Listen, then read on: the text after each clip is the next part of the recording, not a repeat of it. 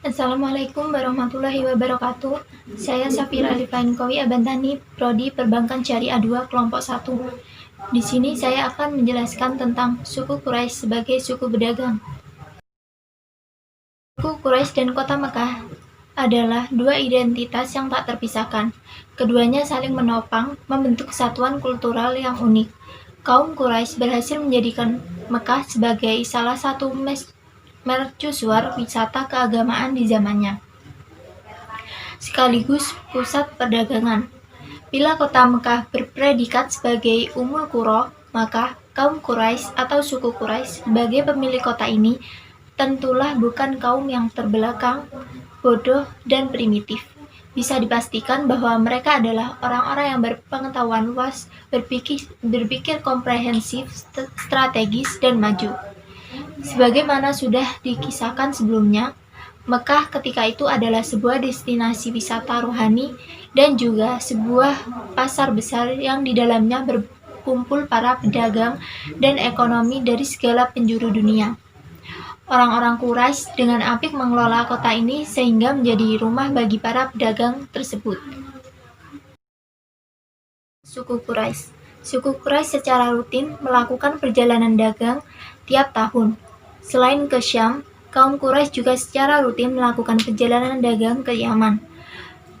Di musim dingin, berdagang ke Yaman. Yaman menjadi tujuan dagang ketika musim dingin melanda ke Mekah. Sebab saat itu musim di Yaman justru hangat. Sedangkan di musim panas, berdagang ke Syam. Ketika musim panas melanda Mekah, maka tujuan dagang orang-orang Quraisy ini adalah negeri Syam yang sejuk dan dingin.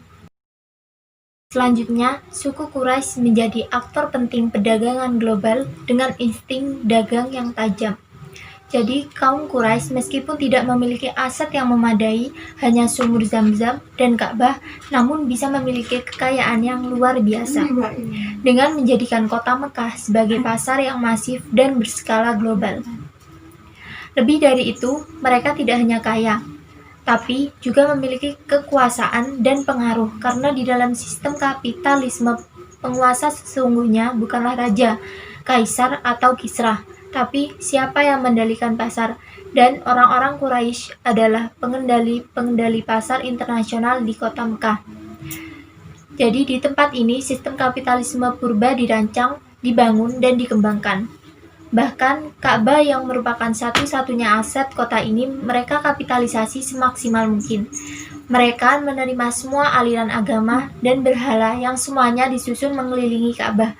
Masing-masing kaum penziarah yang juga merupakan mitra bisnis mereka memiliki berhala dan kuil pemujaannya sendiri. Mengapa kaum Quraisy meskipun tidak memiliki aset yang memadai namun bisa memiliki kekayaan yang luar biasa? Karena mereka mampu menjadikan kota Mekah sebagai pasar yang masif dan berskala global. Lebih dari itu, mereka tidak hanya kaya, tetapi juga memiliki kekuasaan dan pengaruh. Karena di dalam sistem kapitalisme, penguasa sesungguhnya bukan raja maupun kaisar, tapi siapa yang mengendalikan pasar itu sendiri, dan orang-orang Quraisy lah yang mengendalikan pasar internasional di kota Mekah. Sekian, wassalamualaikum warahmatullahi wabarakatuh.